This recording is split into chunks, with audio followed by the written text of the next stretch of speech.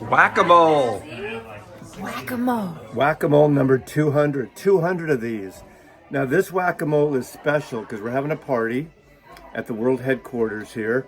And people are going to come down. We're not going to do random pulls. I have Todd here, Lost Mixtapes. You might have saw him in the Neil Young video.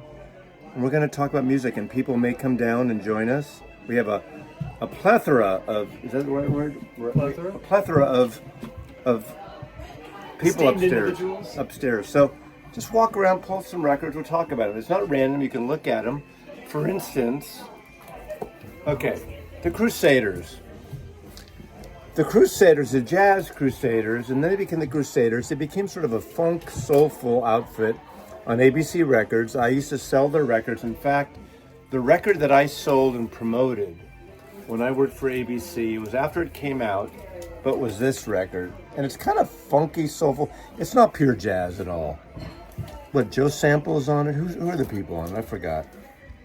But this is a good record. This is a good, funky, soul jazz record. And of course, I think this is the one actually that I promoted. Yeah, the Best of the Crusaders. The Best of the Crusaders. So, there you go. Best of the Crusaders. Okay, we got some people who are going to pull records. We got Harry, he's wearing he's the only person that showed up with a tie-dye t-shirt. I brought the San Francisco vibe with me. Yeah, from Puyallup, Washington. Now, he actually knew a grape. Which grape did you know? I was friends with Jerry Miller, the guitarist.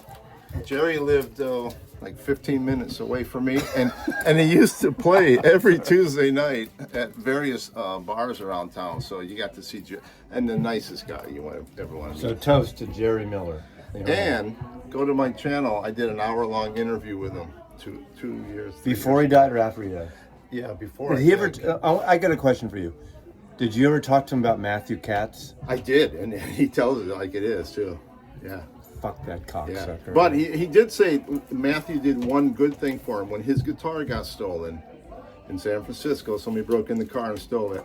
He said Matthew went to the bank and got a bunch of $100 bills, and he went to all the Skid Row area and he handed everybody $100 and said, "We're looking for this guitar. If you find it, turn it in. You'll get another 100." And they found it for him. Cool. Wow. We got Kimbo here. Kimbo, say hi to. Oh, hey. How's everybody doing? So I have I have two Pearl Jam albums. Springsteen section. Did you see that? I know. I was like, Did you see that Mirrorball's coming out from Neil Young? no, I saw that in the box. In the box. You In can the buy the box. box. Fucking Yeah, box. I wonder if you can resell that for $200. Sid Barrett, Madcap Labs. Okay, here we go. Because it's under Barrett. Oh, it's under Barrett. His name is literally Sid Barrett. That should go It's at under- the end of the Pink Floyd. No. album. Yes, the end of the Pink Floyd. I don't section. do That's where I that. would put it Along also. with Okay, David should I Gilmour. put Paul McCartney in the Beatles section? Yes, absolutely. Well, At I don't the end, do that. and it has to be John, Paul, George, and Ringo. No. In that order, yes. So talk about that. This is his second album, right? Yeah, whatever. Yeah, whatever. That's about all I know. We need Chris here. We need Chris here. Oh, So what about it? What do you want to say about well, I think this came out about it? Is that the one that? 1970. Is that the one David after- Gilmour produced? No. David did? Gilmour and Roger Waters produced it. That's when they were getting along. This is not an original press. is a reissue. This was a special. What else? edition. It's the Madcap Labs. Madcap Labs. Recording, all tape, everything, the mics, everything is. These guys are so not into it today. Rookies. 12-inch single.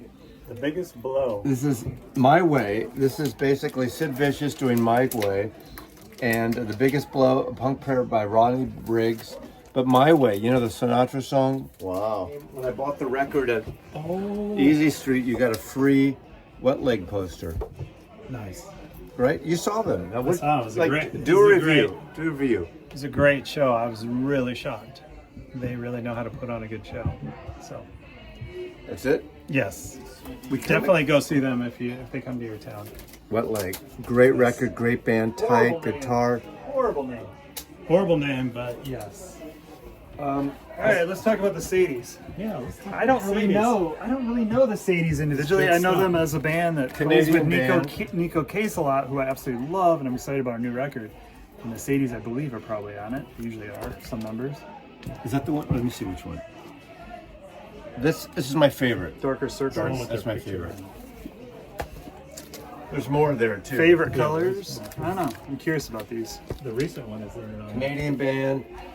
Unfortunately, one of the brothers died about What's 3 his years name, ago. do you know? Dallas Good. Yes, I heard about Nico's new record. She's got a song about him, apparently. Yeah. And her record's out in 2 weeks. They're twangy guitar stuff, surf guitar, Dwayne Eddy-like guitar, a little psychedelic.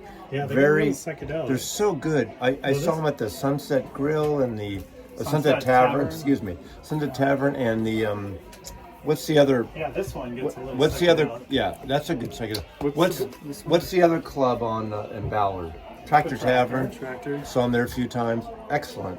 Now they're a trio. Saw them which- open up for Nico once. Yeah, well, they used to back Nico. Yeah, that's what I talked about, yeah. Yeah.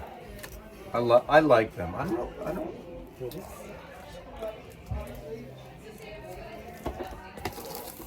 Is this new? Came out about 6 months ago. This is great. From the UK only. This came out at the end of Immediate Records when they were imploding about When they to were lose no money. longer immediate? Yeah, and they put out this double record in UK only at like a comp, and it's called Autumn Stone. And 6 months ago, the band got the rights back. You'd like this actually, and it It's has. old enough. It's immediate. This is just came out in the last Yeah, 6 but the months. music's old. Yeah, so you would like it. I would like it. It's that last period of the Small Faces. It's a great record.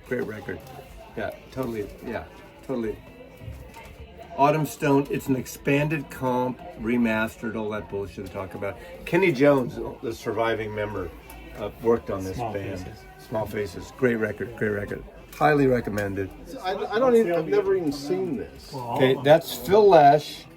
This is when Grateful Dead had their own label. Phil Lesh and Ned. What's his name? Is that Rounder? Not Rounder. What was It's it? Round Records. Round Records. What's his name? Ned something or other. Flanders. Ned Flanders.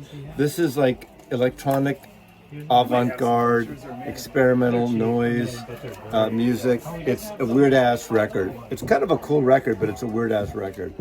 This is a promo complimentary copy there. Sea Stones, Grateful Dead Records.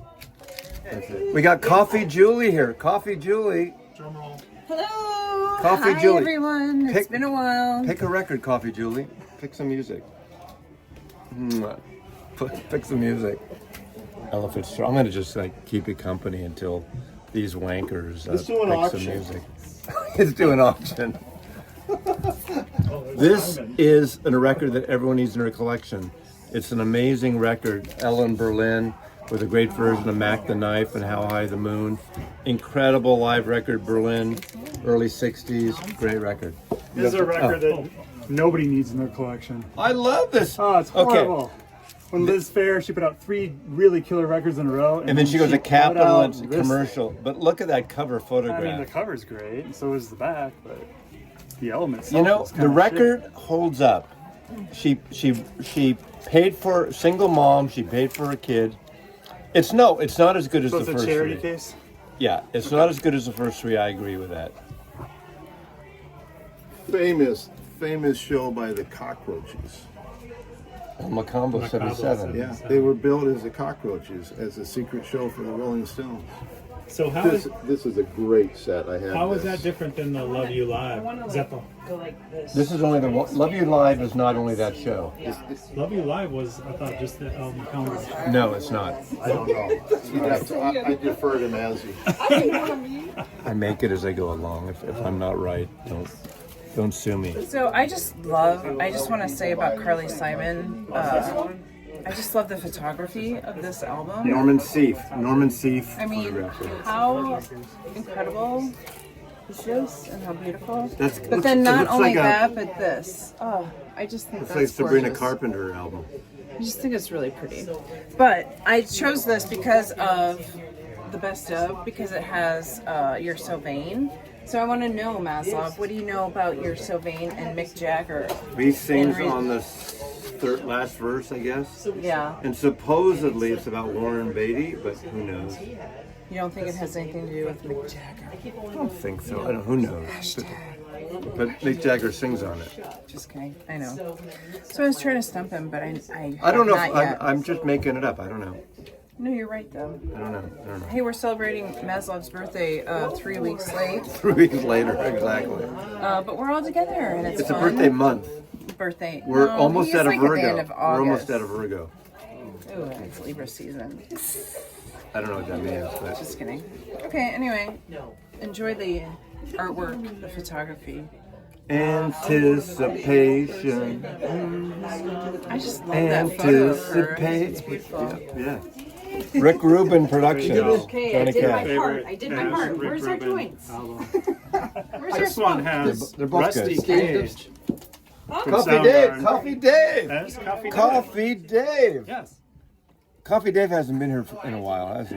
It's been a moment, as they say. You gonna pick some records? Pick a record. Kimbo's, all right, like, come on, look, yeah, I mean, you know, just kind of wandered in. I know. Pick a record, pick a record. Once you show up and you have to just, you know, take stock of the situation, you know? It's like, Donate to the cause. Subscribe, like, because of Coffee Dave, if no other reason.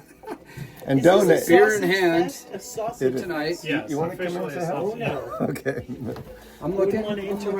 We're not live. This is a cool record. Bill Frisell, guitar playing, kind of covers of some like sci-fi stuff like Pipeline, Turn, Turn, Turn, the Pete Seeger version of Ecclesiastes, Surfer Girl, Brian Wilson, Rebel Rouser, Dwayne Eddy,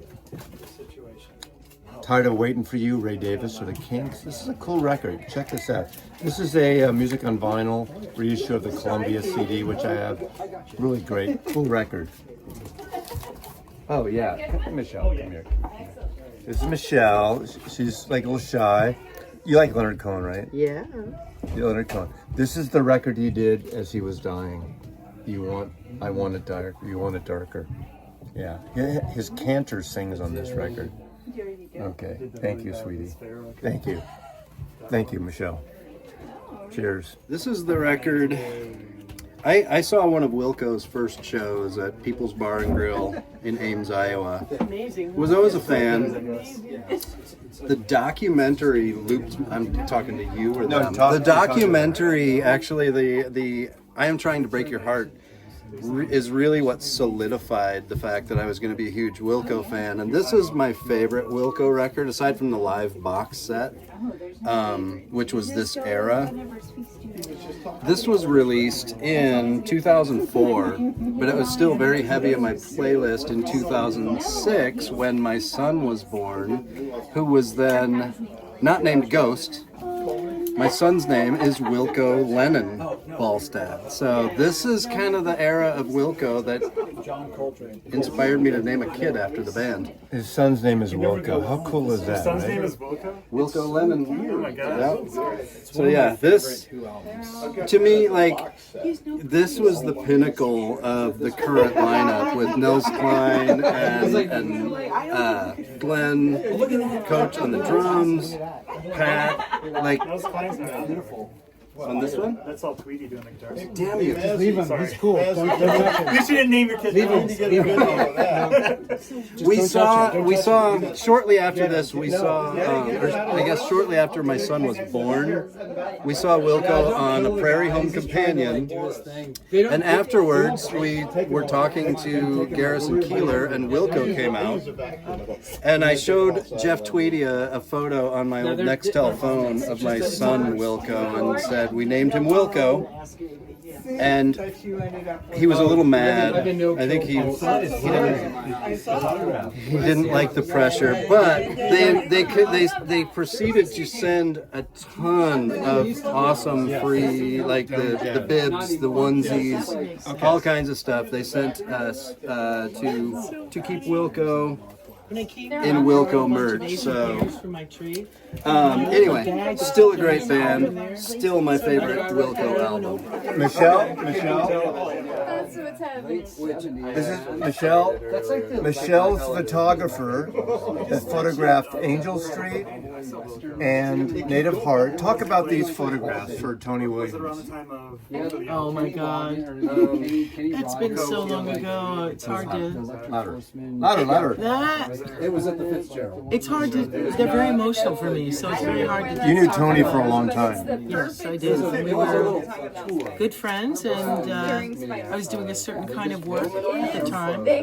And I had some ideas about Angel Street where I didn't want to do Angels in America was a play I think on Broadway at that time, and I didn't want to do people with wings, so I created a multiple exposure with 2 different negatives in the darkroom. Type 55, right? Yes, way before Photoshop. Photoshop. Combined the 2 negatives together and printed them myself in the darkroom. This was actually a film called Polaroid Polapan, which was a 35mm film, and it was incredibly grainy and had a beautiful texture. And so that's what I used to choose. Do you remember they had to retouch out the nipples for Walmart? They had to retouch the nipples. Women do not have nipples back in the late 8 or 99. Well, yeah, I was disappointed, but it's Walmart. But it's still a beautiful cover. Yeah. And actually, I have a triptych of this over my bed in my bedroom in a big print. Available in the gift shop if you want to buy a print. A silver gelatin print. Really, $1,000. They're beautiful. Anyway, thank you. Bye. Thank you. Makes you crazy. Thank you, Michelle. I brought something for the whack-a-mole. Okay. Oh, no. Get that in. Come on. No. Outside. I'm taking it outside. It's going outside. Hey, speaking of the Who, Well, this album is always a special gem in the in the catalog. A lot of people, they're always That's thinking of my like number 2 favorite Who album. Really? Yeah. I mean, for me, it's close to. I mean, if it's between, I guess if you like Who's Next and that kind of thing. Yeah, of course. All that later stuff, but this one is just so weird and kind of psychedelic in a weird way, but also just super like early Who. Because I would have just. I would say that if you had to have one Who album, this would be the one to have, which is kind of a crazy thing to say because I know their catalog is vast. But this album, I love this album, and I probably have like 4 or 5 copies of it. So I'm crazy enough to, yeah. So I've been kind of on a Gene Clark kick, and then I've been looking for this one actually because I've read something about it. Or you talked This about it only recently. came out in Amsterdam, or what's that country called? Holland. Those Dutch people. The people with they put their finger in the dikes, right? Isn't that? Is that the thing? Really Not good at those water dikes. engineering. No. Yeah, they don't flood. This only came out as an import originally. It's been reissued with different And covers. this was like the 4th record or something like that. Sorry. But we've got a good. Amanda's got a great story to tell because one of Gene Clark's sons was a friend of hers. Yes, Kelly Clark is. A good Was your friend of roommate mine. for a while? Yeah, he was my roommate. He was a dear friend of mine. I have a lot of wonderful stories about him, but ultimately, every time I hear his father sing, I think about him. And we have lots of Gene Clark records, and I think about burritos. I think about certain soap in the kitchen and all sorts of many weird things. Soap in the kitchen? Yeah, he had a very particular. I brought home some like dish soap that he was really excited about because it smelled like basil, and he just loved the shit out of it. And he had this amazing infectious giggle, and every time he would wash dishes because it smelled like basil, he was like, "Man, I'm fucking obsessed with this." Just an absolute gem of a human being who died during the pandemic from a sudden heart failure. Nothing to do with COVID or any other things. But About 3 houses up. anyway, Put some records. buy every Gene Clark record you can ever find because they're all gems. And his son was an absolute gem. There's jazz over here too. No other is my favorite. I would think that would be a good starting point. Thomas Jefferson Kay produced that, and it bombed when it came out. It's become such a cult favorite. Yeah, it's so great. I used to work at corporate record store in college for a while at a Music Land, part of the Sam Goody group, and we hated our customers, and so we used to scare the crap out of people by putting this on. Why is that scary? The Rid of Me, the first song on this album, starts so incredibly quiet and soft. And so we would turn it up so people could hear the music. So that we didn't want them to think nothing was playing. Or 50 feet. And then it just goes so hard. And I've loved this album ever since. I say it was a crappy corporate record store, but I also discovered a lot of great music working there. And this is one artist. This isn't my favorite PJ Harvey album, but I have a soft spot for it. Joey here from Dada. Did you pull a record? You said jazz. the jazz was somewhere, Jazz is all here. and I can't believe that's what I was easily drawn to. But I just did the John Coltrane thing last night. At least I could say something about that. You can say whatever you want. Here's Coltrane. So there's a Where's bunch how many giant steps do you have? of, not that many. I have the one in the box that's somewhere else. Box. There's a mono box that Atlantic put out. Oh my God, I want that. Yeah, it's okay. good? It's good, yeah, totally. But it's probably a digital cut, but I don't think I have a copy up here. Okay, this is one of my favorite covers, Saul Bass cover, Anatomy of a Murder. Oh, I want that record. Yeah, this is a 6-eye Columbia. This is obviously Otto Preminger, Duke Ellington music from that cool record.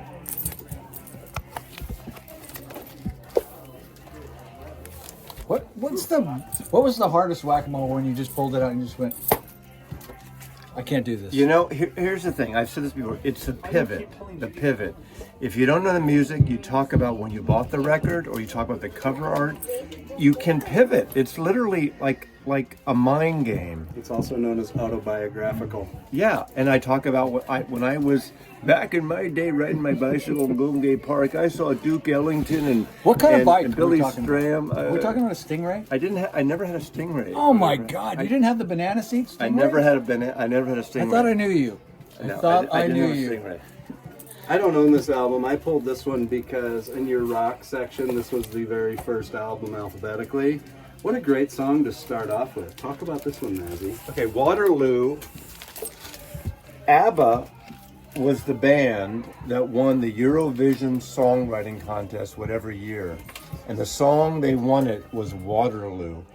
Now, I got the entire original catalog on Polar. Polar is the Swedish label that put these out. I didn't have these, and when my buddy Coleman passed away, he and myself and Vernon were the only ABBA friends. People would mock us for liking ABBA in the 70s, but Coleman and I saw ABBA at the Concord Pavilion in the Bay Area in 1979, the only American tour ABBA ever made. But this is the Polar record. I also have a record up there autographed by autographed by ABBA, which was in Coleman's collection. And one of the coolest records is ABBA Oro, O-R-O, which is a greatest hits of ABBA, and they sing all the lyrics in Spanish. Fucking great record.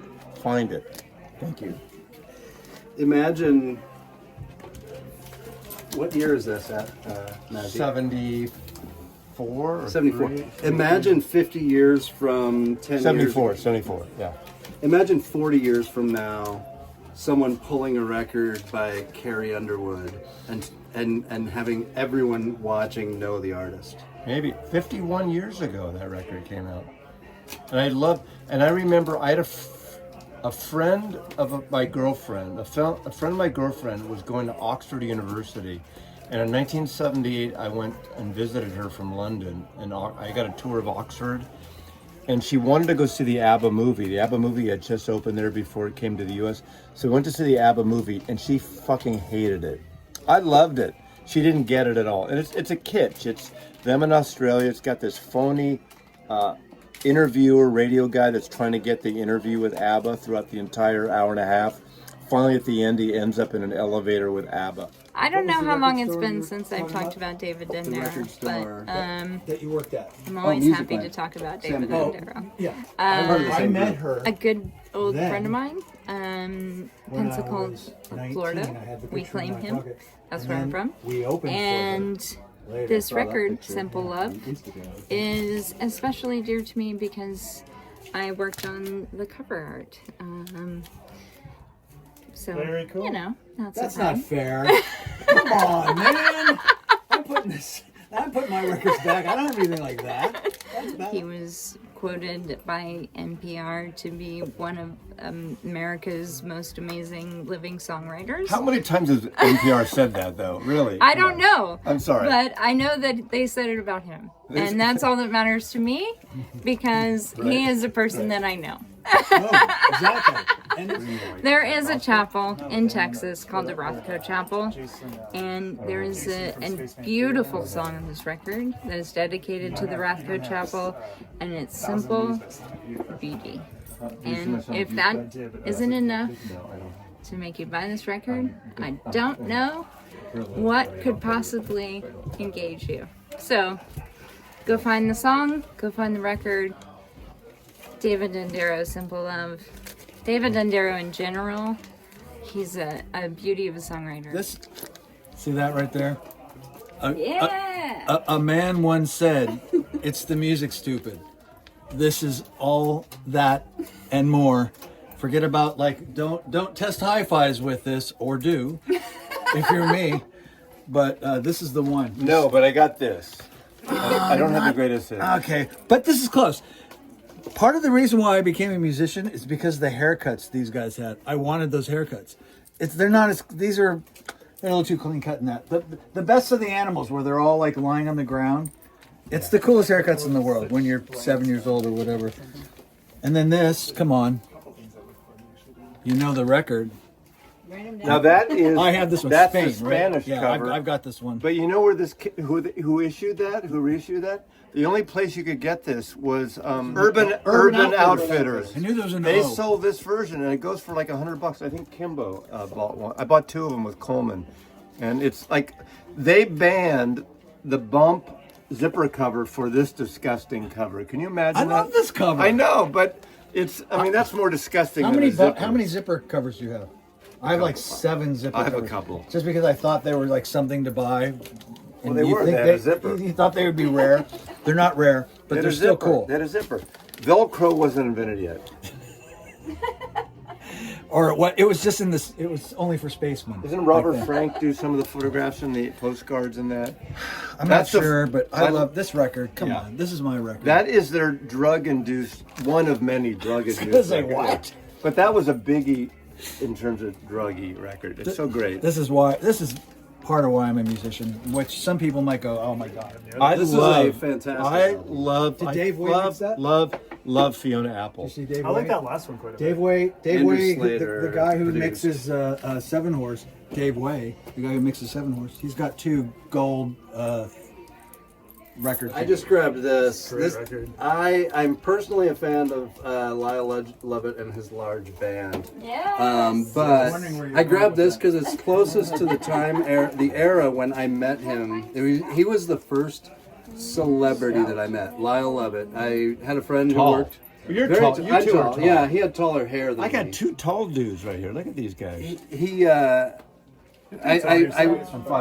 friend of mine was working at KFMG in Des Moines, Iowa, and Lyle Lovett was playing an in studio, and he had the whole band in a room this size that had all the DJ consoles and everything. And she told me to come down, so I came down there. He was the kindest person I had met in my life to that point. I was probably 23. Was this post Julia Roberts? This was during Julia Roberts because he asked me more questions about, celebrities. You think, oh, the fan asks all the questions. What's it like this? What's it like that?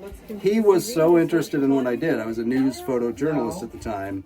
And he kept asking me questions. And the final question he asked was, are you coming to the show tonight? I said, I don't have tickets. I would love to. I didn't buy tickets because my work schedule meant I had to work, change. He brought me back 2 front row tickets. We sat down. My girlfriend at the time and I sat down. And about 2 minutes before the lights went out, Julia Roberts sat down right next to me. She had been in the state filming Sleeping with the Enemy. That was filmed in Cedar Rapids, Iowa. Oh, well. And so she came to the show, brought some friends, and she sat down right next to me. And all I could do was I looked at her and I said, "Good seats, huh?" And she laughed, and I missed my chance, missed my opportunity. This room is fucking hot in here. It is Super hot. It is so hot. You would never know that out at home.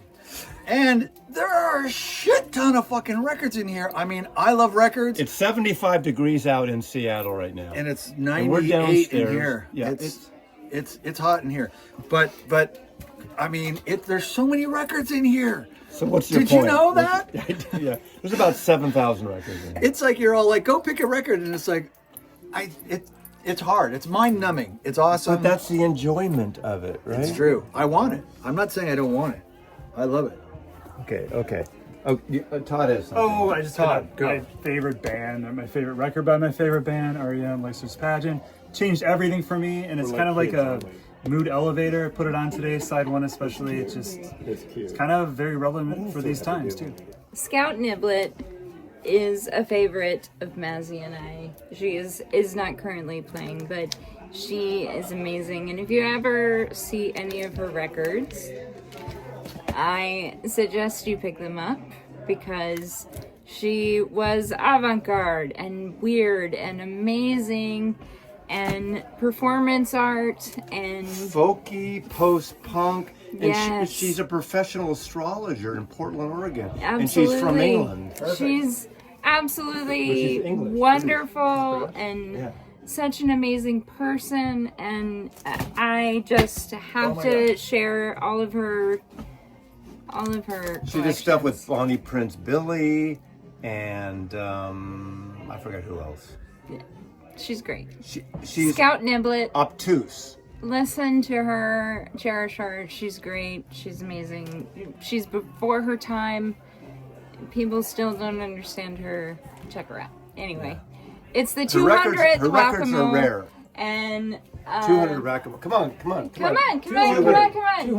Yeah. 200. 200th Whack-A-Mole. Whack-A-Mole. And we are celebrating Mazzy and his belated birthday and his 200th Whack-A-Mole Okay. and all the things. Okay, So bye. he's Mazzy, like, love fuck you, let's Mazzy, go. Okay.